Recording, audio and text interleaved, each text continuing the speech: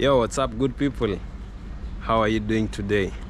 This is your boy Amos. I'm welcoming you back to my YouTube channel. As usual, you usually know how we do it. In this channel, we usually discuss important topics, good information. I do believe like this information can help one or another outside there. So basically, today topic is going to be like life as a student, basically in Canada. I can say in Canada or abroad. So we're going to touch the challenges of being a student in Canada, the challenges you usually navigate before you get your first job, the challenges you get when you are schooling, rent-wise, like the culture shock, all those information. So with me here, I have a friend of mine. So he is going to give a testimony. Let me put these words like this. He is going to give like a testimony because this is a life testimony. So he's a student here in Canada, so he's going to tell us like the journey, all the advantages of being a student, disadvantages, and all those sorts of questions. He's going to answer them. So let me introduce my friend to you as we dive into this kind of conversation. Good evening, great people. I'm Kelvin. So honored to be on this channel. I also double up as a content creator, football based. I have a podcast called Football Muse Podcast, and today I just want to dive into what happens with being a student, be it as it may, if you came in as a student into this country or you're already settled in this country and you want to further your studies. So for me, I just wanted to further my studies after settling here, which I already did. I'm going to ask him some questions to be fair enough. 100%. I do believe like the questions I'm going to ask my G here, you are there to listen, like you want to learn more about this Canada, this abroad. So today, like we'll be knowing some deeper information about this student thing. So let me start this question to my friend here. So what were the challenges before navigating yourself to Canada? So about your documents, what? First thing first, you have to verify your documents after settling here. Mm-hmm. You have to send all your transcripts, all your certificates to an organization known as WES, World Education Services, and they will verify your documents by contacting the university that you've been in back home. They have quite a couple of universities that they have direct contact with, so that simplifies the issue. It takes a while, maybe a month or 6 weeks, let's put it this way, and they will verify your documents. They will contact your school on your behalf, and once the school replies, then they will do their own grading in terms of Canadian standards. They'll put your GPA. Back home we do it as normal, let's say our grading system back home and in Africa, and here it's quite different. Here it's more of a GPA standard education system. Back home it's more of the honors and all this. So yeah, they verified my documents, and then in came the next step, which is a harder step. It's either you trek going to look for your school, or you have to go through the Ontario Colleges Association website, or you go through the Ontario College University website. Yeah, that's very good. So about applying for these colleges, I'm a student too. I enrolled in one of the courses here in Canada. I'm gonna be pursuing nursing very soon. So I'll be teaching you guys how to apply this for these colleges. So stay tuned. So the second question is like, so after they accepted for your papers, like for your transcript, all those kind of forms from back home. Yes. So what was the next step? After verification of the documents, the next step, you have to jump into applying for your school, or you can go door to door trekking. You can try and see if you can go to the offices from the schools and try and get your brochures, try and understand how the school program works, try and see if you fit into the category. If there's an English test that you have to do, you'll have to go through the English test. If there's a math test that you have to sit down for your course, you have to do this.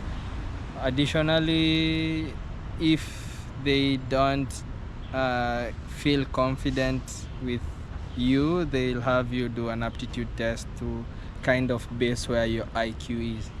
Yeah, that's right. So I'm a testimony too. I did the math and English assessment before joining this college, or before getting the admission for my college.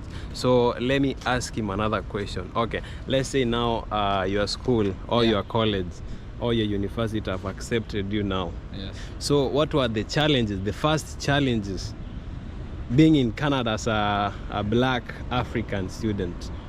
Well, there is the aspect of racism.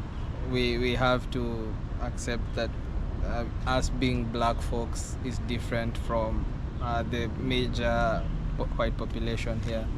So the first thing that I tried to base my school finding mission in was, will I feel comfortable in the school?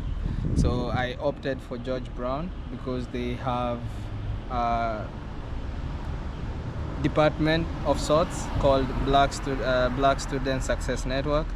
Their main aim is to tackle racism, is to increase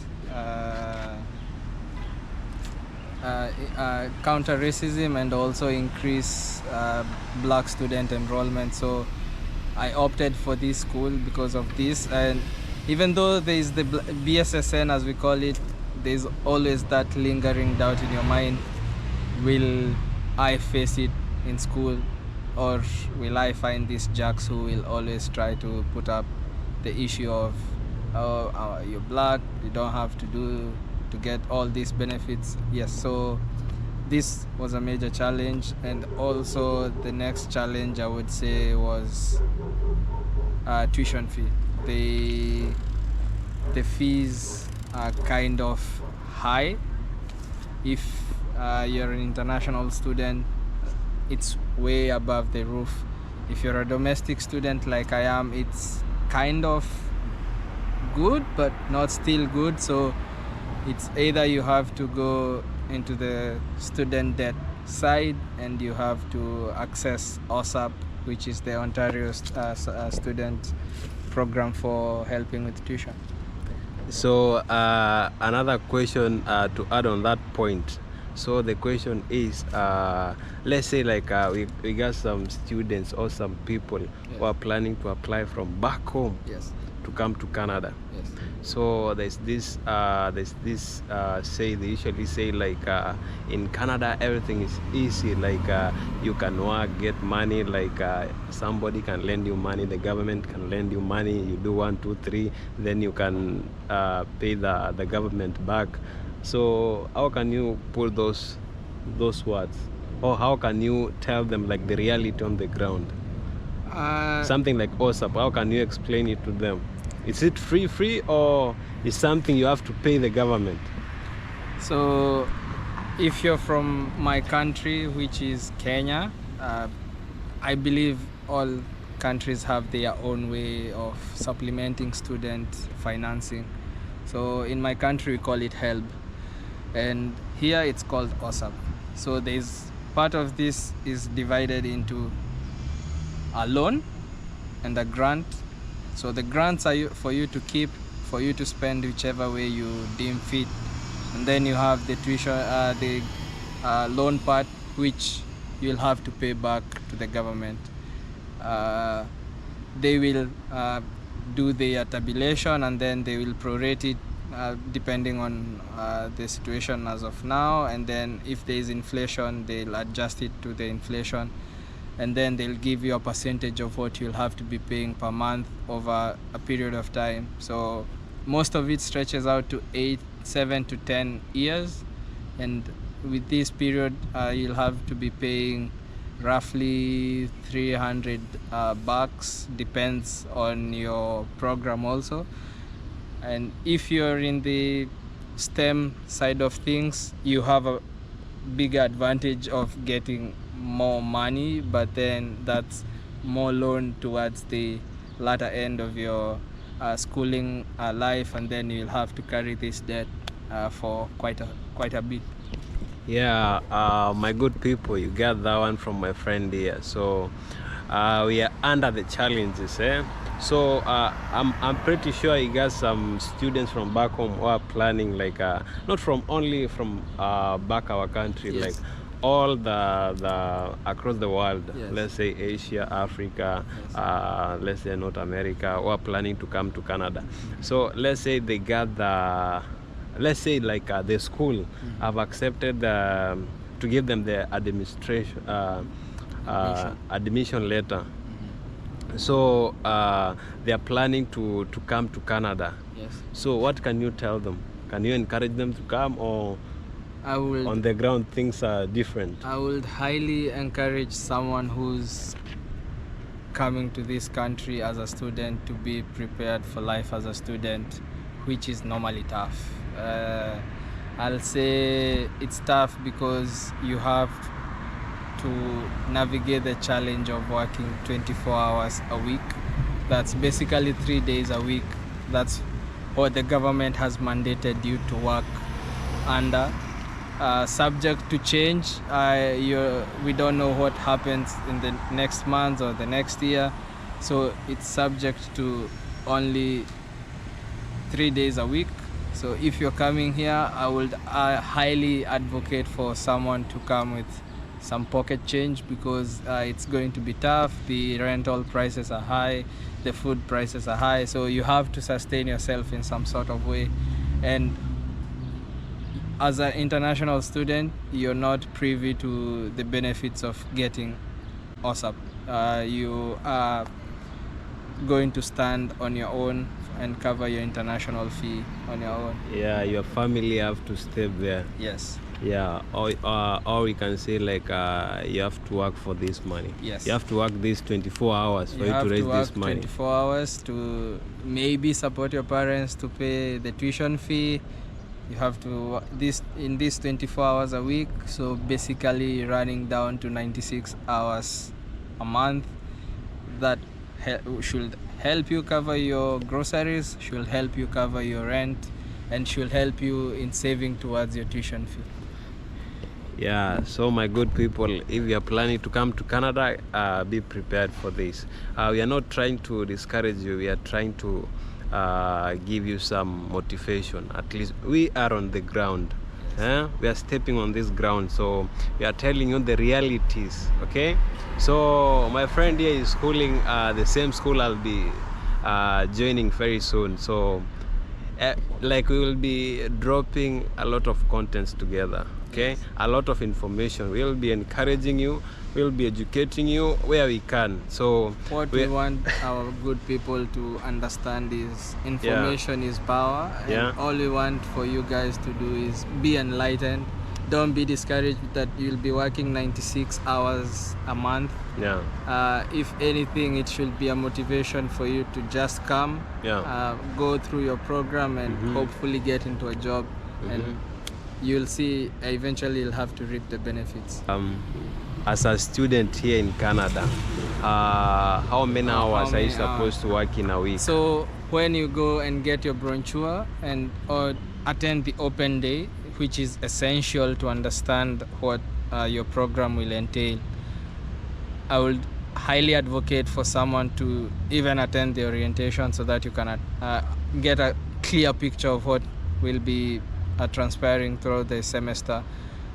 In my case, I have to attend in-person classes the whole week, unless I have asynchronous classes online, maybe due to some events happening in the school. But for me, my program requires me to be in school 4 days a week, because I have classes Tuesday to Friday, and there's some other program which will be running only online. So that's why I say you have to get your brochure, you have to attend the open day session, you have to attend the orientation, so that you can get a clear picture of how will my classes be. Do I have to be in person, or do I have to do them online? Yeah, so under the disadvantages there, so let's check on the advantage of being a student in Canada. Or let's do the last disadvantage. We got a lot of disadvantages, but let's do the last disadvantage. Like rent wise, let's say you are a student, let's say your parents just tried their level best to get you in Canada, pay your school fees, even half of the school fees, or pay your school fees. So how are you going to navigate with the rent here in Canada? As an international student, I think it's quite hard for you to navigate with the rental issue. Even though rent prices are going down for the past couple of months, I still think it's a big challenge to counter being an international student and you have to cover your rent, which is normally high. Something I'd advocate for is living in shared spaces. Going for that room, accepting the fact that I will have to squeeze myself here, try and save on money, and ensure that we have success at the end, because saving money equals saving some money for your pocket change and enjoying life in Canada. Yeah, so don't forget, I'm gonna add this, like when the landlords of this country, this Canada, they know like students are coming in now. Let's say like let's say September usually Yes, students are coming in, September, right? That's winter. Yeah, winter. when students come in, fall, like fall program. yeah, when like students are coming in, the landlords tend to increase some rent for the students. They know what they are doing, but that's a disadvantage for students. But it is what it is. Okay, so let's dive into advantages of being a student. So this one, you just feel free, just talk about it, like the advantages of being a student in Canada, then we round it up. I think I'd say the major benefit that I've had with school is it's opened doors for me to meet with industry giants that I didn't think I'd meet up with. I've been to open days where the industry giants just came to say hi to us and for us to interact with them. Having this opportunity broadens the scope of what works in Canada, which is normally networking. So it opens up doors for also getting subsidized subsidized subscriptions to apps that help you, or memberships, subsidized memberships to the basic things that you need to attend the member organization that you're in, the program that you're in. So as for me in supply chain management, I have access to ASCM, to NISCL. These are big organizations which, if I had to pay off my pocket, it's nearly $300. But with being a student, I attend with 0 payments. I have a subsidized program for the next 1 year. So this is something that I would say is a benefit, and also it opens doors for you to interact with people from other countries. You make friends with people you never thought you'd make friends with. You broaden the scope of your network, and with networking it's everything, because you leave an impression. First impression matters with how you interact with people. So pay attention to this. I will leave talking in regards to the benefits, but all I want to do is just stop at this. If you come in, you'll get to understand better in regards to the program you'll be in, which benefits come with your program. Yeah, thank you so much. So guys, another good thing, like I'm gonna add on top of that, another thing with Canada, even if you stopped your education, let's say grade 10 back home, grade 5, grade what, they don't care, man. You can come here and start again. Okay, you can come here and start again. They don't care. No age limit, no nothing. You can just come here and start from anything. Yeah, and you can be anything you want in this life. Okay, Touching on what Amos just said, if you come into this country and maybe you didn't get into campus back home, there's a program they run. You have to go back to grade 11 and 12 after doing your math and English test. After you get into the grade 11 and 12, it adds to your credits toward getting into college. The better the credits you get from this grade 11 and 12, the better chances you have into getting into a better program that you didn't dream of. So if you wanted to do aviation, let's say, and you get into grade 11 and 12 and you do your math and physics thing and get some good credits, there you have it. You are in the aeronautical space. So lots of benefits to coming to this country, and you can be whatever you want to be. yeah, so my good people, another thing, let me know in the comment section, like the topics you want us to discuss on. Please and thank you. I'll be so grateful.